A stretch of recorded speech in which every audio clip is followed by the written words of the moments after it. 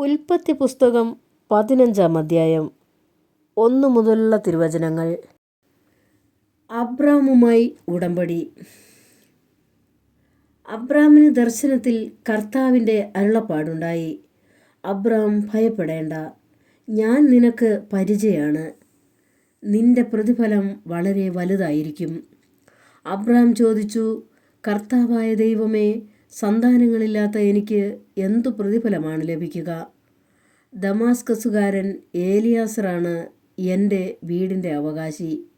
Abram തുടർന്നു, എനിക്കൊരു സന്താനത്തെ അവിടുന്ന് തന്നിട്ടില്ല. എൻ്റെ വീട്ടിൽ പിറന്ന ദാസരിൽ ഒരുവനായിരിക്കും എൻ്റെ അവകാശി. വീണ്ടും അവന് കർത്താവിൻ്റെ അരുളപ്പാടുണ്ടായി, നിന്റെ അവകാശി അവനായിരിക്കുകയില്ല, നിന്റെ മകൻ തന്നെയായിരിക്കും. അവിടുന്ന് അവനെ പുറത്തേക്ക് കൊണ്ടുവന്നിട്ട് പറഞ്ഞു, ആകാശത്തേക്ക് നോക്കുക, ആ കാണുന്ന നക്ഷത്രങ്ങളുടെ എണ്ണമെടുക്കാൻ കഴിയുമോ? നിന്റെ സന്താന പരമ്പരയും അതുപോലെയായിരിക്കും.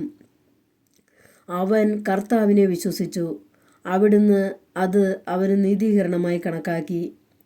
അവിടുന്ന് വീണ്ടും അരുളി ചെയ്തു, ഈ നാട് നിനക്ക് അവകാശമായി തരാൻ വേണ്ടി നിന്നെ കൽദായരുടെ ഊരിൽ നിന്ന് കൊണ്ടുവന്ന കർത്താവാണ് ഞാൻ.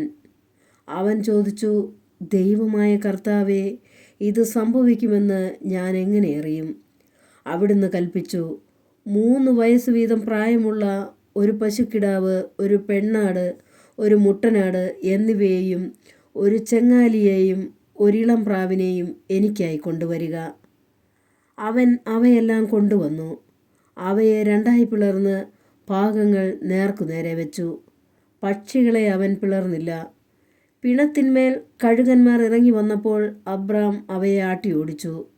സൂര്യൻ അസ്തമിച്ചു കൊണ്ടിരുന്നപ്പോൾ അബ്രാം ഗാഢനിദ്രയിലാണ്ടു. ഭീകരമായ അന്ധകാരം അവനെ ആവരണം ചെയ്തു. അപ്പോൾ കർത്താവ് അരുളി ചെയ്തു, നീ ഇതറിഞ്ഞുകൊള്ളുക, നിന്റെ സന്താനങ്ങൾ സ്വന്തമല്ലാത്ത നാട്ടിൽ പരദേശികളായി കഴിഞ്ഞുകൂടും. അവർ ദാസ്യവേല ചെയ്യും. 400 കൊല്ലം അവർ പീഡനങ്ങൾ അനുഭവിക്കും. എന്നാൽ അവരെ അടിമപ്പെടുത്തുന്ന രാജ്യത്തെ ഞാൻ കുറ്റം വിധിക്കും. അതിനുശേഷം ധാരാളം സമ്പത്തുമായി അവർ പുറത്തു വരും. നീ സമാധാനത്തോടെ നിന്റെ പിതാക്കളോട് ചേരും. വാർദ്ധക്യ പരിപൂർത്തിയിൽ നീ സംസ്കരിക്കപ്പെടും. 4-ാം തലമുറയിൽ അവർ ഇങ്ങോട്ട് തിരിച്ചു പോരും. എന്തെന്നാൽ അമോര്യരുടെ ദുഷ്ടത ഇനിയും പൂർത്തിയായിട്ടില്ല. സൂര്യൻ അസ്തമിച്ച് അന്ധകാരം വ്യാപിച്ചപ്പോൾ പുകയുന്ന ഒരു തീച്ചൂള കാണാറായി. ജ്വലിക്കുന്ന ഒരു തീനാളം പിളർന്നിരുന്ന കഷ്ണങ്ങളുടെ നടുവിലൂടെ കടന്നുപോയി. അന്ന് കർത്താവ് അബ്രാമിനോടൊരു ഉടമ്പടി ചെയ്തു, നിന്റെ സന്താന പരമ്പരയ്ക്ക് ഈ നാട് ഞാൻ തന്നിരിക്കുന്നു.